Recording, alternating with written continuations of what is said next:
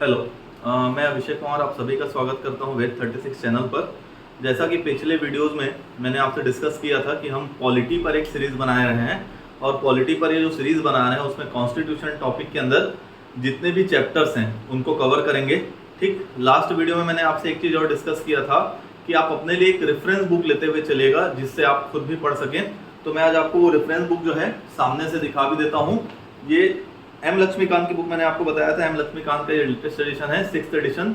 तो अगर आपके पास कोई पुरानी एडिशन भी होगी एम लक्ष्मीकांत की 5th एडिशन, 4th एडिशन, तो भी आपका काम चल जाएगा। अगर आपके पास एम लक्ष्मीकांत नहीं है और अगर आज के डेट में अगर आप परचेस करना चाहें तो कोशिश करिएगा कि जो उसका लेटेस्ट एडिशन हो आप उस एडिशन को लेकर के चलेंगे। एक बार मैं इसके इनिशियल अंदर के पोर्शन को भी दिखा देता हूँ कि कैसे हम इसको कवर करेंगे।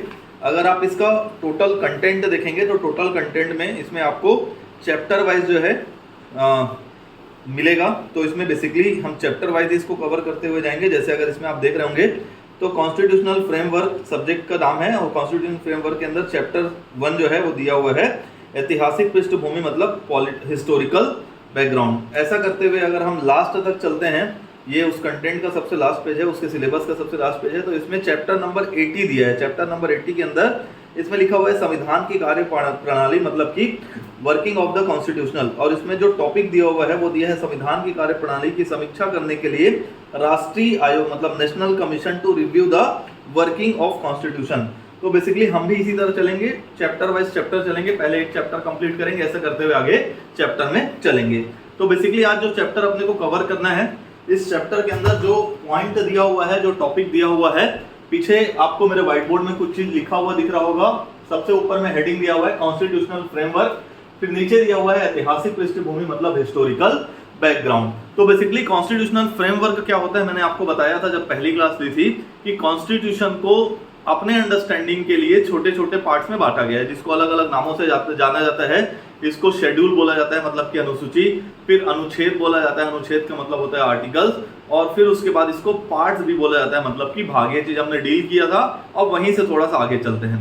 हिस्टोरिकल बैकग्राउंड जो इसमें लिखा हुआ है, हिस्टोरिकल बैकग्राउंड का मतलब क्या होता है कि जब भारत आजाद हुआ तो भारत के आजाद होने से पहले, भारत आजाद हुआ था 1947 में, और भारत से आजाद होने से पहले एक कॉन्स्टिट्यूशनल बॉडी बन गई थी, एक संविधान सभा बन गई थी 1946 में। तो 1946 में जो संविधान सभा बनी थी, बेसिकली उस संविधान सभा की मांग काफी दिनों से उठ रही थी और फाइनली 1946 में यह संविधान सभा बनती है।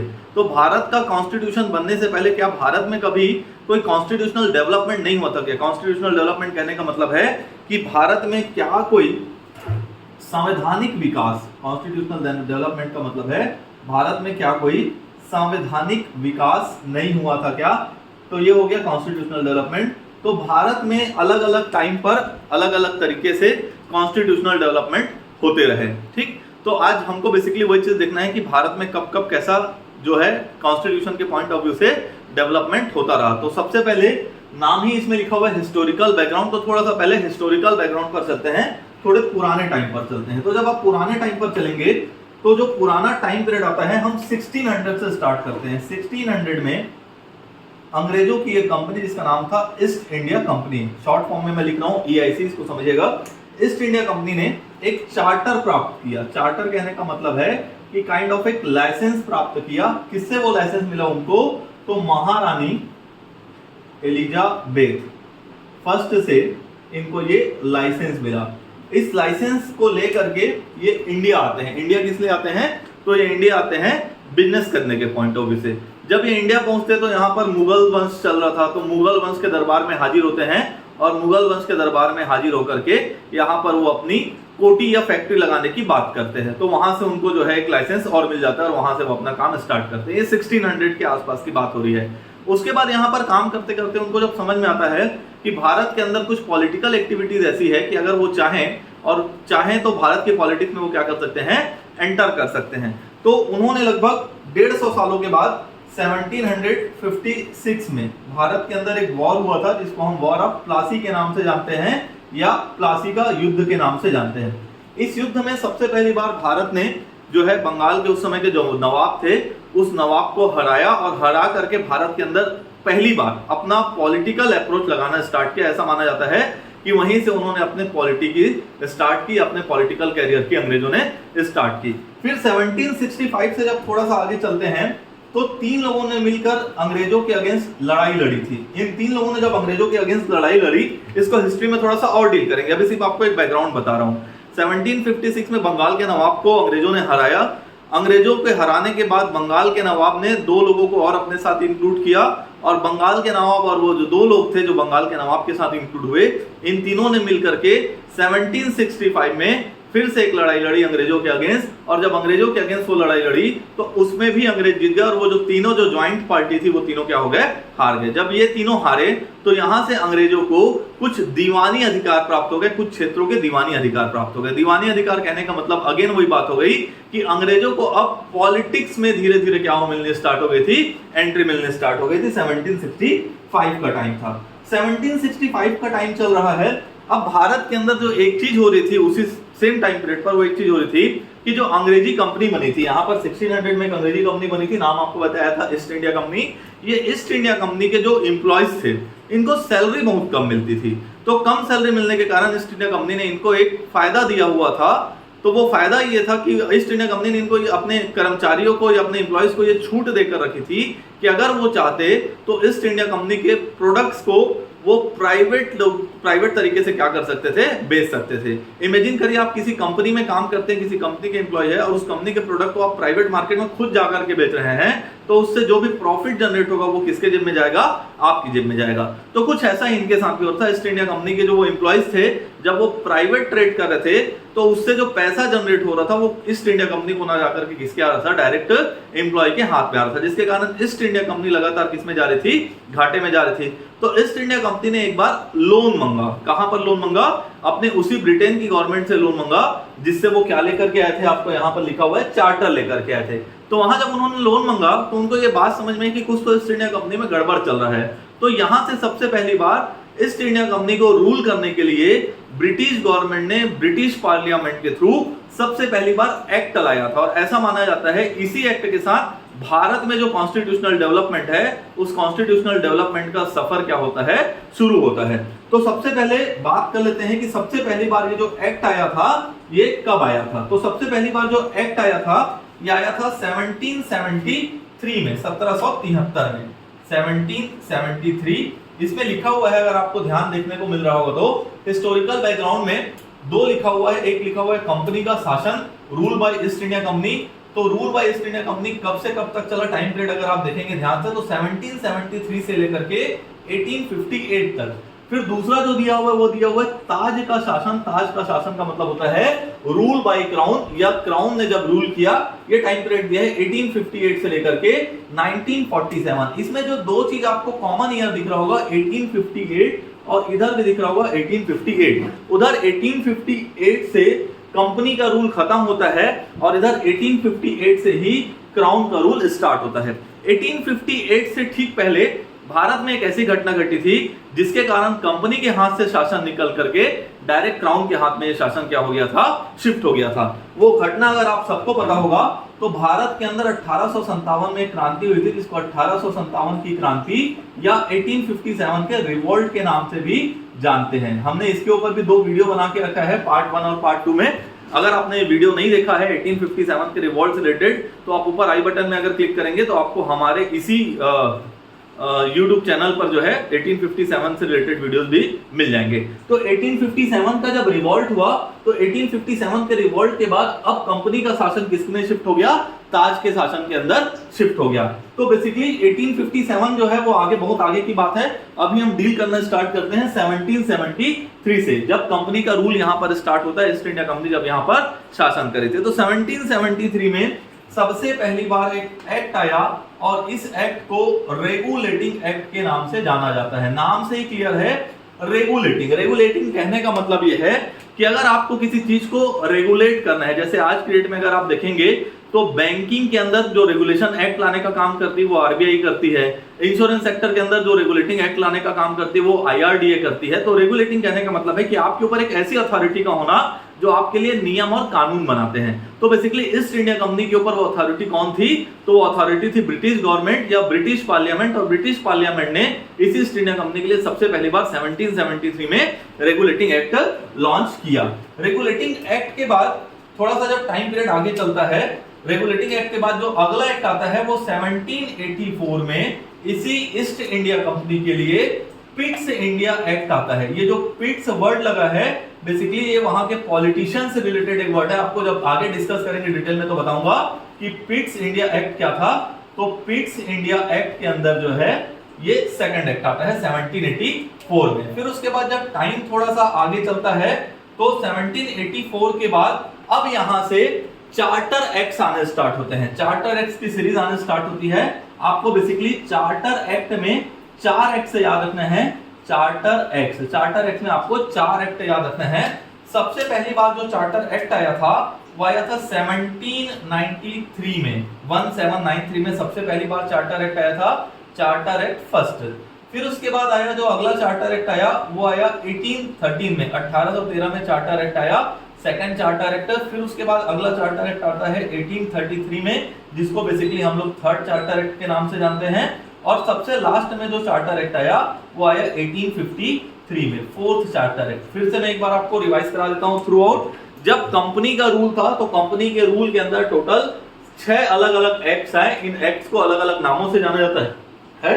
सबसे पहला जो एक्ट आया था वो था 1773 का रेगुलेटिंग एक्ट। फिर उसके बाद 1784 में पिट्स इंडिया एक्ट आता है। 1793 में पहली बार चार्टर एक्ट आता है। 1813 में दूसरी बार चार्टर एक्ट आता है।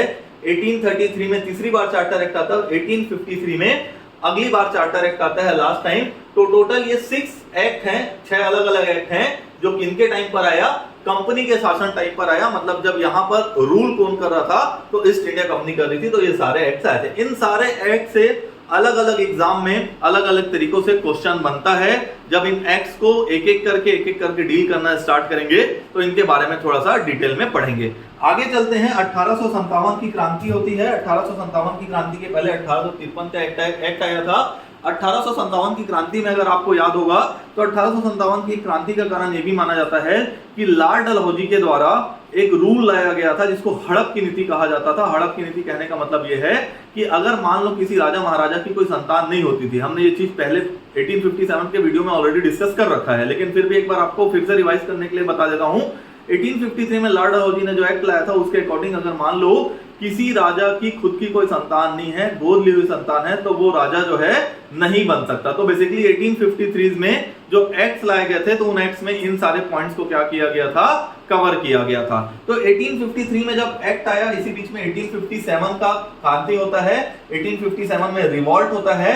रिवॉल्ट के बाद जब ये चीज ब्रिटेन में बैठे लोगों को समझ में आती है कि कहीं ना कहीं ईस्ट इंडिया कंपनी के द्वारा भारत के लोगों के ऊपर बहुत बुरा बर्ताव किया जा रहा है, जिसके कारण भारत के अंदर रिवॉल्ट हो गया। तो इन फ्यूचर ऐसे किसी भी रिवॉल्ट से बचने के लिए अब वहां जो ब्रिटिश क्राउन था, ब्रिटिश क्राउन ने ब्रिटिश पार्लियामेंट या ब्रिटिश गवर्नमेंट के थ्रू सत्ता को ईस्ट इंडिया कंपनी से किसके हाथ में ले लिया, डायरेक्ट अपने हाथ में ले लिया। और अब ईस्ट इंडिया कंपनी का वहां पर शासन नहीं चलना स्टार्ट हो रहा था, बल्कि किसका शासन चलना स्टार्ट हो गया था, इन्हीं ब्रिटिश क्राउन का शासन चलना स्टार्ट हो गया था। तो जब ब्रिटिश क्राउन ने शासन करना स्टार्ट किया तो क्योंकि ब्रिटिश क्राउन जो है वो ब्रिटेन के साथ साथ भारत के ऊपर भी शासन कर रही थी, इसलिए जब उन्होंने भारत के लिए एक्ट लाना स्टार्ट किया तो भारत के उस एक्ट को भारत शासन अधिनियम के नाम से लाया। याद रखिएगा प्लीज इस पॉइंट को, क्योंकि ये एक्ट भारत के लिए लाए जा रहे थे, इसलिए उन्होंने इस एक्ट को भारत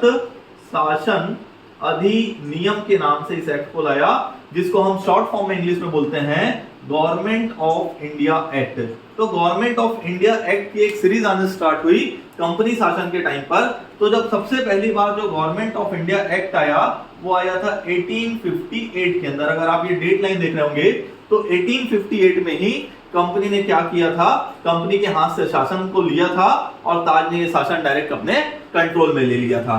फिर उसके बाद जो दूसरी बार जो एक्ट आया भारत शासन अधिनियम के अंदर, जो दूसरा एक्ट आया गवर्नमेंट ऑफ इंडिया एक्ट के नाम से 1858 के बाद अगला एक्ट आया 1861 में। नाम सेम था, अभी भी भारत शासन अधिनियम के नाम से एक्ट आ रहे थे, लेकिन साल चेंज हो गया। 1858 के बाद जो अगला एक्ट आया वो 1861 में आया।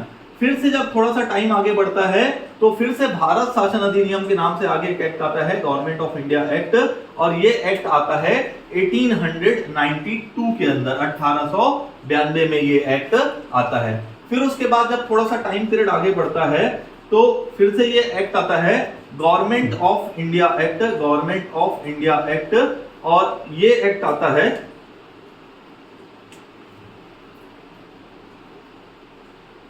1892 के बाद गवर्नमेंट ऑफ इंडिया एक्ट आना स्टार्ट होता है 1909 के अंदर,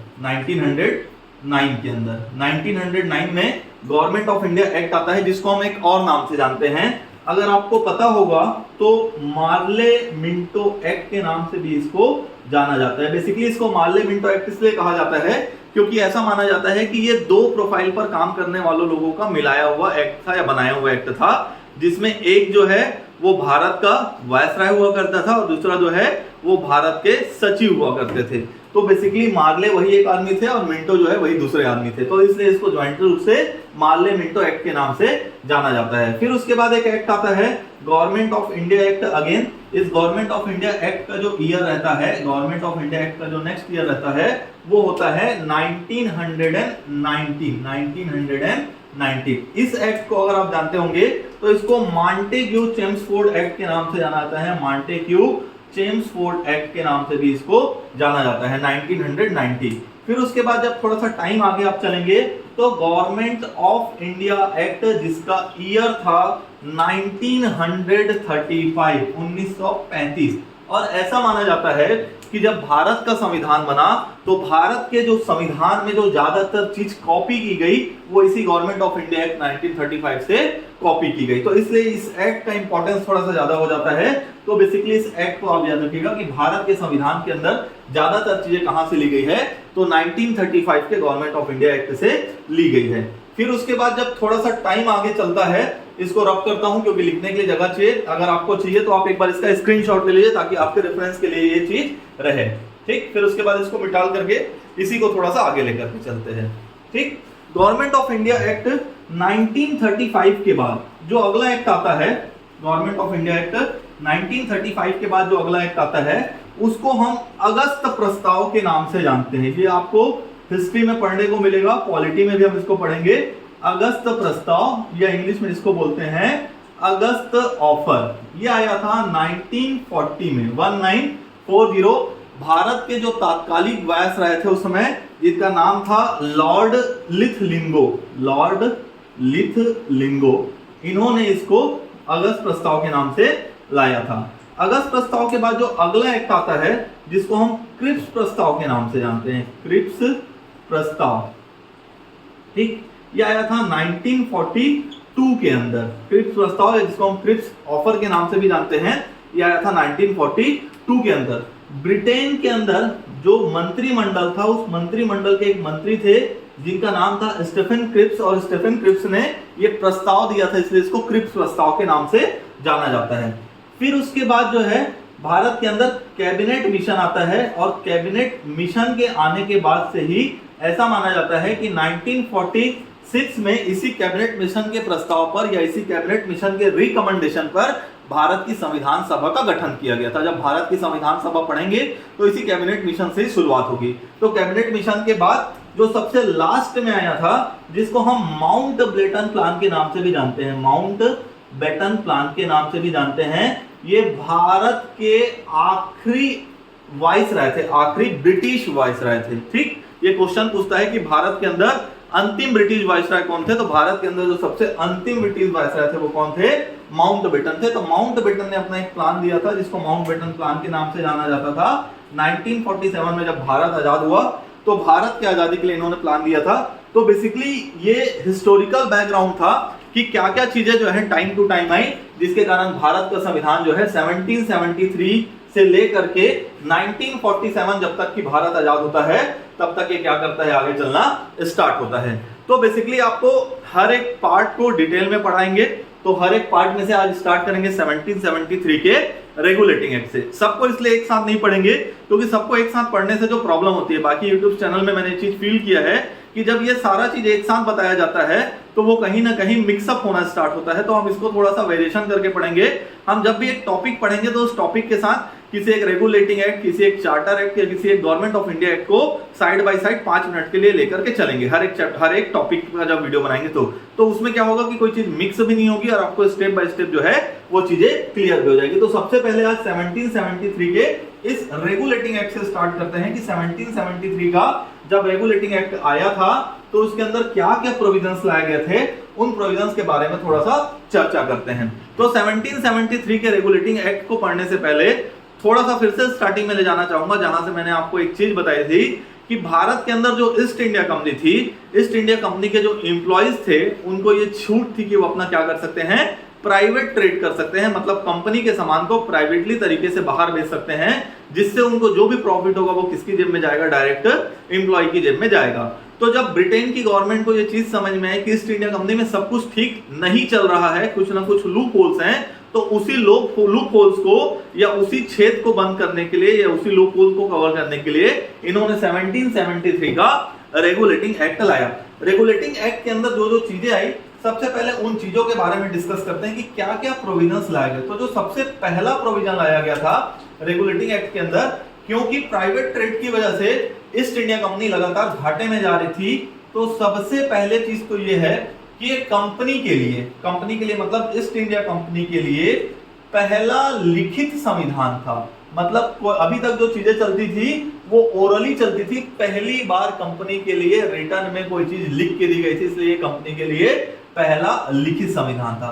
पहली बार कंपनी के काम में वहां का जो ब्रिटेन का जो पार्लियामेंट था उसने क्या किया था, इंटरफेयर किया था। तो यहां से जो है ब्रिटेन के पार्लियामेंट के हस्तक्षेप की भी शुरुआत मानी जाती है कंपनी के काम में। कंपनी को पहली बार प्रशासनिक शब्द का मतलब है एडमिनिस्ट्रेशन, और राजनीतिक शब्द का मतलब है पॉलिटिकल। ठीक, तो बेसिकली कंपनी को पहली बार प्रशासनिक और राजनीतिक कार्यों के लिए कोई रूल फॉलो करना था। ठीक, तो ये चीज भी कंपनी के साथ पहली बार हुई थी। तो बेसिकली जब ये सब चीजें हुई तो ऐसा माना गया कि अब कंपनी के लिए एक केंद्रीयकृत सत्ता का काम शुरू हुआ। केंद्रीकृत सत्ता का मतलब होता है, इसको अगर इंग्लिश में बोला जाए तो सेंट्रलाइज्ड पावर। तो कंपनी के लिए पहली बार सेंट्रलाइज्ड पावर के रूप में जो है ब्रिटेन का पार्लियामेंट क्या करना चालू किया, काम करना स्टार्ट करता है। तो बेसिकली ये सब चीजें होने के बाद कंपनी के लिए रेगुलेटिंग एक्ट में जो जो चीजें लाई गई, अब उनको बेसिकली डिस्कस करना चालू करते हैं।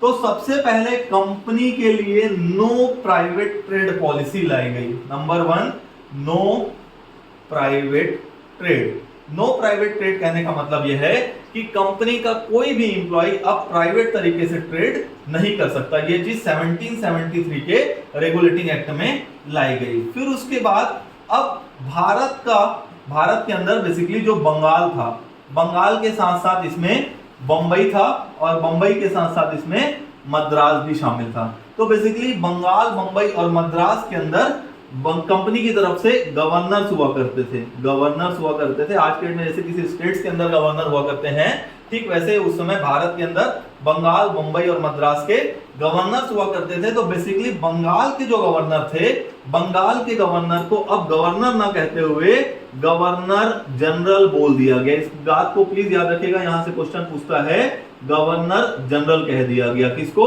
बंगाल के गवर्नर को। आपको एक क्वेश्चन जो है कमेंट बॉक्स में आंसर देकर के बताना है कि बंगाल का पहला गवर्नर जनरल कौन था। क्वेश्चन फिर से रिपीट कर रहा हूं, बंगाल का पहला गवर्नर जनरल कौन था, ये चीज आपको बताना है। ये कब हुआ था? तो 1773 के इस रेगुलेटिंग एक्ट से हुआ था।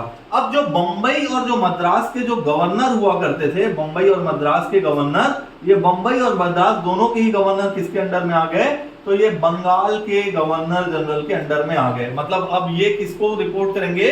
तो ये बंगाल के गवर्नर जनरल को रिपोर्ट करेंगे। मतलब इमेजिन करिए कि आप कोई 3 एम्प्लॉय थे जो साथ में काम कर रहे थे, उस 3 एम्प्लॉय में से किसी एक एम्प्लॉय को सुपीरियर बना दिया गया और बाकी के 2 जूनियर एम्प्लॉयज को बोला गया कि आप अपने इसको रिपोर्ट करेंगे, अपने सीनियर या अपने सुपीरियर को रिपोर्ट करेंगे। तो बेसिकली बंगाल का जो गवर्नर था अब वो सुपीरियर हो गया। क्यों? क्योंकि अब वो यहां से बंगाल का गवर्नर जनरल हो गया और मद्रास और बंबई के गवर्नर आज भी क्या रह गए, तो वो गवर्नर के गवर्नर ही रह गए। तो ये एक सेकंड पॉइंट आपको याद रखना है जो चीज हुआ था। अब ये जो बंगाल का गवर्नर जनरल बना, इस बंगाल के गवर्नर जनरल को सपोर्ट करने के लिए, फॉर सपोर्टिंग बंगाल के गवर्नर जनरल, एक एग्जीक्यूटिव काउंसिल बनाई गई। एक एग्जीक्यूटिव काउंसिल बनाई गई। बेसिकली एग्जीक्यूटिव काउंसिल कितने मेंबर्स की थी, तो ये 4 मेंबर्स की एग्जीक्यूटिव काउंसिल थी।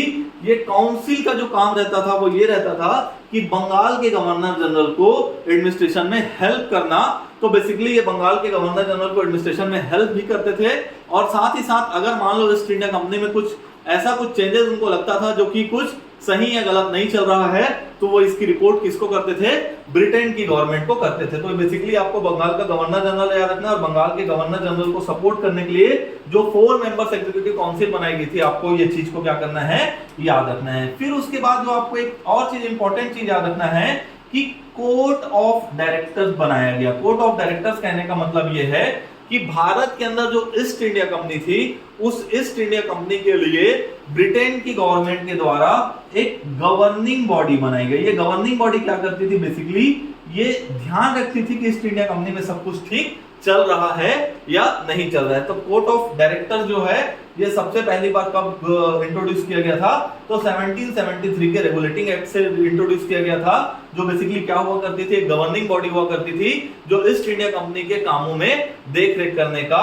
काम किया करती थी। फिर उसके बाद जो इसमें एक चीज हुआ, इसी एक्ट के थ्रू 1774 में भारत के अंदर सुप्रीम कोर्ट की स्थापना की गई। और मोस्ट इंपॉर्टेंट चीज ये है कि भारत का ये सुप्रीम कोर्ट जैसे आज दिल्ली में है, तो उस समय भारत का ये सुप्रीम कोर्ट दिल्ली में नहीं था। भारत का ये सुप्रीम कोर्ट कहां पर था, तो भारत का ये सुप्रीम कोर्ट जो है कलकत्ता में खोला गया था। ये मोस्ट इंपॉर्टेंट चीज को प्लीज याद रखिएगा। ये भी अब आपके लिए एक अगला क्वेश्चन है कि भारत का सुप्रीम कोर्ट कलकत्ता से दिल्ली कब शिफ्ट किया गया, ये सेकंड क्वेश्चन। पहला क्वेश्चन मैंने आपको दिया था कमेंट में बताने के लिए कि बंगाल के पहले गवर्नर जनरल कौन थे।